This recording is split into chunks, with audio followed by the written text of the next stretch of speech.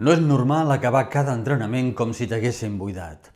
Aquesta sèrie vol ajudar-te a mirar la fatiga amb més criteri, sense dramatitzar ni autodiagnosticar-te. Ves a l'enllaç de la bio, obre WhatsApp i escriu ferro per rebre la guia gratuïta. Si darrerament corres menys, recuperes pitjor, et falta aire abans del que tocaria o notes les cames pesades massa aviat, no ho redueixis només a estic baixa de forma. En esportistes, una anèmia o uns dipòsits de ferro baixos poden contribuir a aquesta sensació de motor apagat perquè l'oxigen arriba pitjor allà on el cos el necessita. Però també hi poden influir son, estrès, entrenament, cicle menstrual, alimentació o falta d'energia disponible.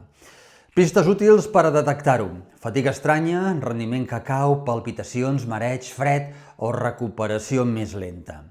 Si et passa, és un senyal que mereix context. Primer pas: observa el patró i si persisteix o preocupa, consulta un professional sanitari. Ves a l'enllaç de la bio, obre WhatsApp i escriu ferro per rebre la guia.